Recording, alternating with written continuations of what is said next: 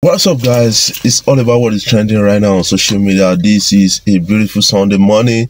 I still have something to share with you guys. The Lekki tollgate shooting, it has been being probed by a particular panel in Lagos.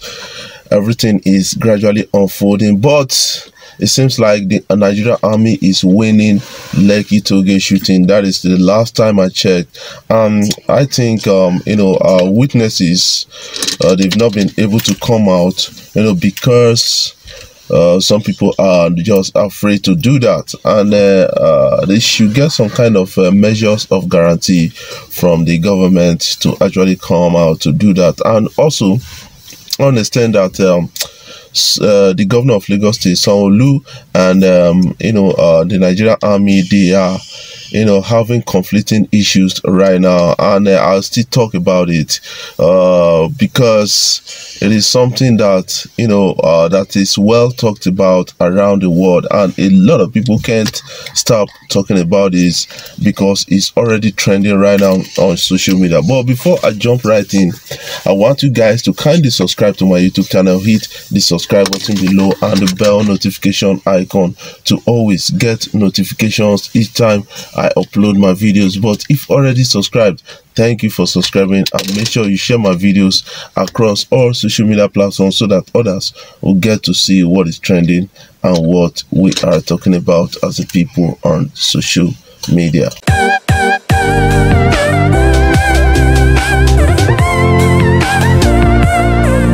Yes, Nigerian army has come out to give his own account of the story because there's been like a conspiracy theory around it, and they even came out to say, man, they are not after DJ Switch, they have other bigger things to catch up with. But you've got to understand that DJ Switch made an allegation that yes, his life has been under threat ever since coming out to say, man, Nigerian army killed a lot of protesters, at the Lekki tollgate shooting, and that is a bit, disturbing.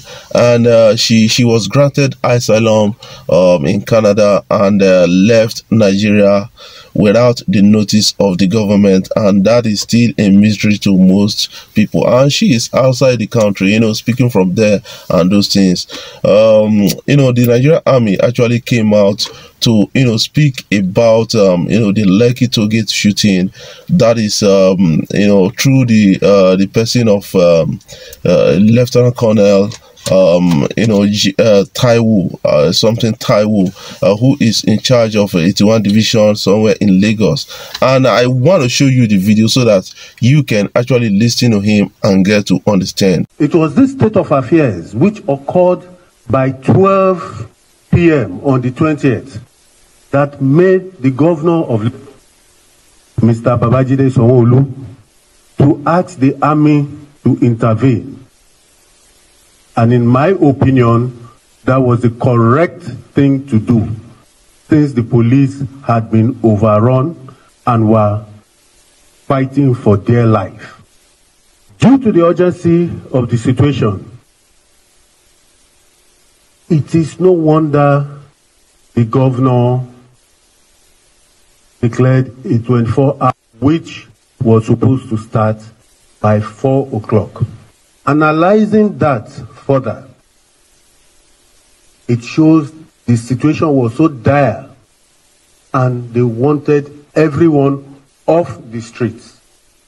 After some observation, this timing was shifted to 2100 hours, that is 9 p.m.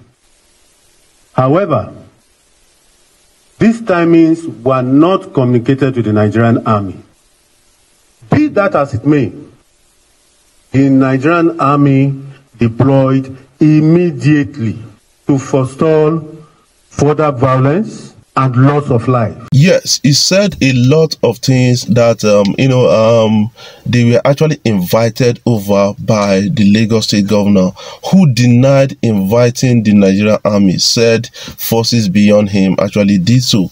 And that is something that most people are trying to kind of understand. But mind you, the governor of Lagos State has actually come out to admit that 2 persons died of bullet wounds at the Lekki toll gate, at the hospital. But you have to understand also that this conflicting issue is one thing that is a bit damaging to the people out there, and we have to understand it from that point of view, and then start living true to ourselves. Since it seems like different government agencies, levels and unit leaders, they are having conflicting issues on this particular issue of Lekki toll gate shooting, because some people appear like, yes, some people died, maybe it was not up to the number that was declared initially, and those,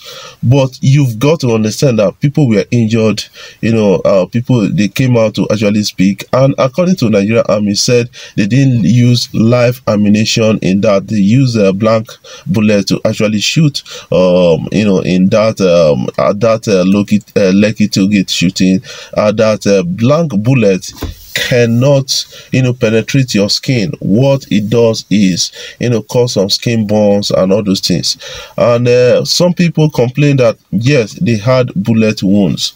What is really wrong? There is a gap somewhere. That is what I believe. Does it mean that the Nigerian army sent a particular unit to disperse these protesters and they used live bullets instead of the originally agreed blank bullets? That is something that a lot of people are now talking about on this Lekki toll gate. But mind you, you've got to understand that it seems like the NSAS protest has left a lot of loopholes, scars within the Nigerian polity, and a lot of people are now talking about it. And I think we still need to actually look inward and get to understand a lot of issues about this answer. Some people are calling for the probe of most Nigerian celebrities, like the likes of Davido, Tiwa Savage, Wizkid, Burna Boy, the likes of Don Jazzy, and a lot of others. While some people are saying that yes, they have the right to protest. The government needs to actually sit up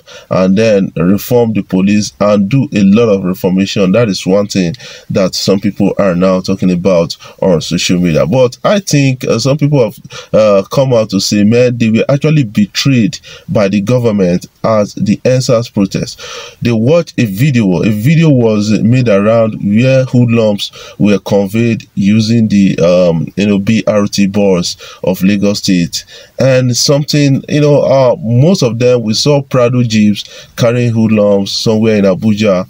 And some people are just like, the government really didn't protect the protesters, and then they have to do it themselves. That is what most people are saying, and saying that those people that looted a lot of things, that caused a lot of fights, burnt properties, and then killed some police officers, they were not NSAS protesters. But what do you actually think about that? That is something I keep asking in my analysis. And then I got to understand that some people tend not to believe about that based on the testimony now coming out. And you have to note that if most witnesses are given some protection, I think they will speak the truth, because the truth shall make us free. And some people are not ready to actually come out and put their life at stake for the truth to be spoken, and that has impacted in the probe right now.